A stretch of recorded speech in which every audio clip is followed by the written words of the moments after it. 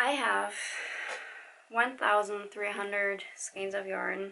That's 2,000, no, 250,000 meters, or 77 kilograms of yarn. Let's talk about it. How did this happen? So here in the back you can see my stash a little bit. I have some here, I have behind me I have some stash, and I have some stash in other places as well, because my stash is bursting at the seams, and by that I mean it just doesn't have a fixed place, and it's stressing me out, so yes.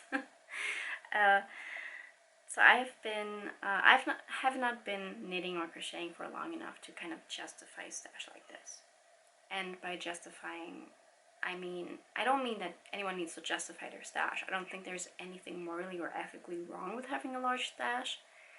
Well, I also want to mention that I do believe there's limits to it. But either way, it's a huge stash.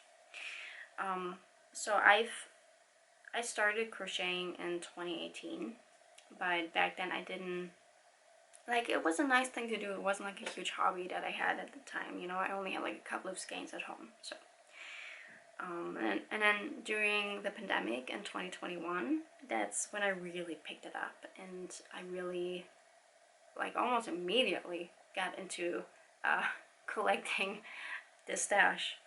And I'm not joking, like, all of the stash, like 98% of it has been collected in a matter of 1.5 years, maybe 2. That is a lot during a very short amount of time, a lot of money that I didn't even have back then, which is another thing that I'm gonna get into. But yeah, so that is a whole lot. I also have some stash that has been collected after that, but I can count the amount of times that I bought yarn since 23 on one hand. Like, I did not buy a lot of yarn since then. And also I have some hand spun yarn because I also spin yarn, so that's actually not counted into my stash, but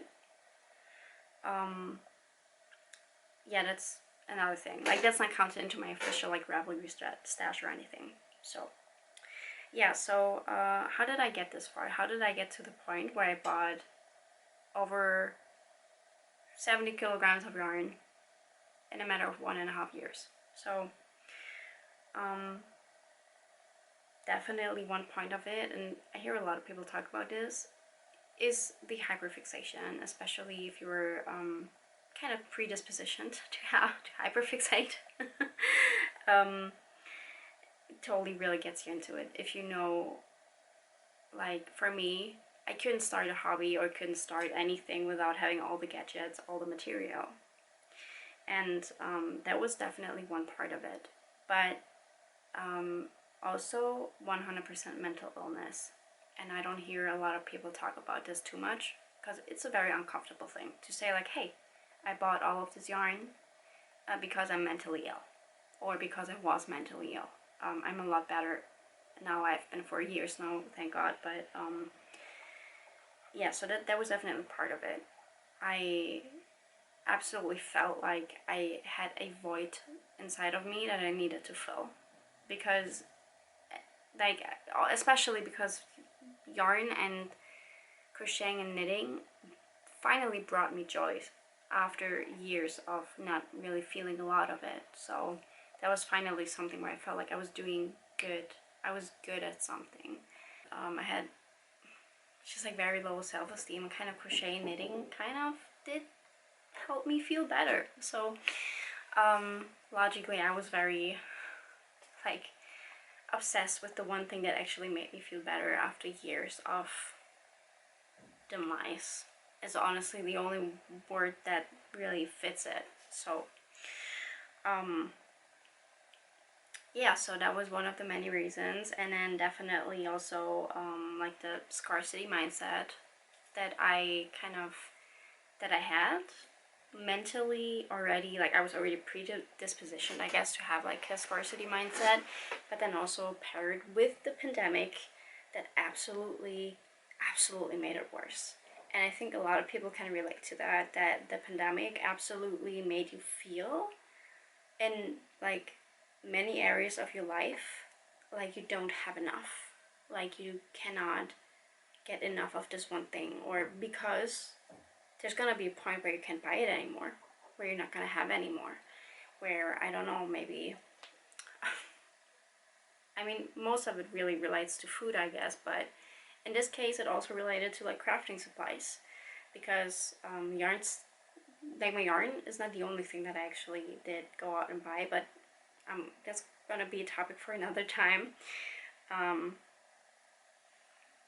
so yeah, and then obviously you get all the ads that have you like, oh, like here's this deal, now you can, this is like a once in a lifetime kind of deal, and like 50% off of this, and oh, your favorite yarn is in stock again, and it's like 60% off or whatever. So that would definitely also be a part of it, which, and I'm not faulting the ads, like, you know, it's fine. But they definitely like fed into my scarcity mindset, as well as like wanting like just like this dopamine hit of placing another order and getting the yarn. And yeah, of course, paired with all of that, I had absolutely zero impulse control in many areas of my life, but especially when it came to spending money.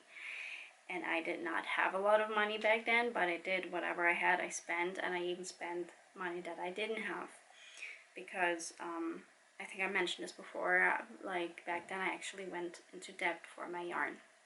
Now I don't have any debt anymore at this point, which I'm very grateful for, but it got really bad at times, where I would like actually not be able sometimes to afford food because I had to pay a bill, a yarn bill, which is ridiculous to say, a yarn bill, like that's not something that you need. So that was really, really bad at the time. And I really do not ever recommend, if you cannot actually buy the yarn with money that you already have, don't buy it. Do not take a loan, or do not do like monthly payments or whatever for yarn. Do not do that. That is horrible. If you're at this point, please go get some help. Talk about this with someone. Okay, it's not good. I was living horribly at the time, and I believe like in 2024, yeah, I was finally able to pay it all off. So and it took working, like a lot of work and all of that, because I at some point I kind of woke up to the severity of the problem, but it took a while for me to do that, and that was just unnecessary. It was unnecessary stress just for yarn. Okay, so yeah. So now I want to give you my honest opinion about yarn stashes or big stashes, and if I actually think having a stash is a good thing or not. So obviously I already have a big stash. In my opinion, I have a bad stash. I think you can have a good stash and you can have a bad stash. Mine is a bad stash because it brings me more bad, or it does more,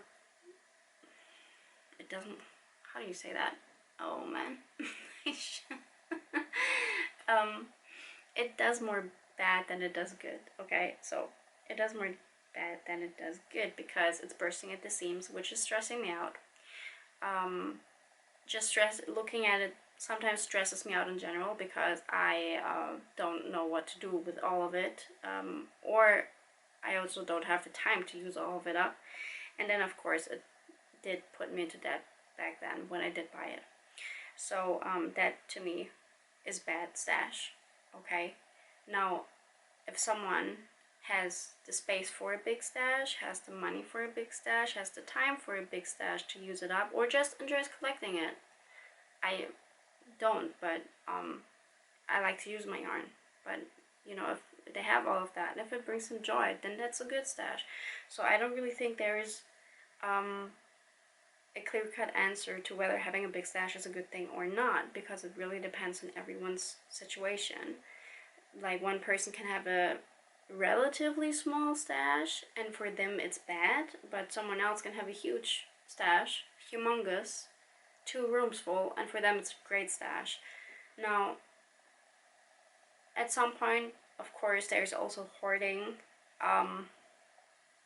which I obviously kind of did hoard, but that's also like not a really good thing. But I'm not gonna go out and call like people out on like whether I believe they're hoarding yarn or not. So yeah, there's that. And it really just depends on everyone's situation, whether having a stash is good or not. Some people get inspired from it, some people get stressed out by it. So but I think it's always good for everyone to kind of evaluate, why do I have the stash? Why do I need this? Am I really gonna use it? Or I don't know, if I have a stash beyond life expectancy, is my stash gonna bring more bad to the people around me or not? Because they're gonna have to deal with it. And what's gonna happen then? Is it just gonna land in a landfill? Is it gonna get used one day? So these are all questions, of course, that I think are kind of part of it as well, but I cannot possibly answer this for just everyone. I know that for me, I would not want my husband to deal with my yarn stash after, like, should I pass, whatever, or our kids. I would not ever want that. Now, we don't have any kids yet, but if I think about,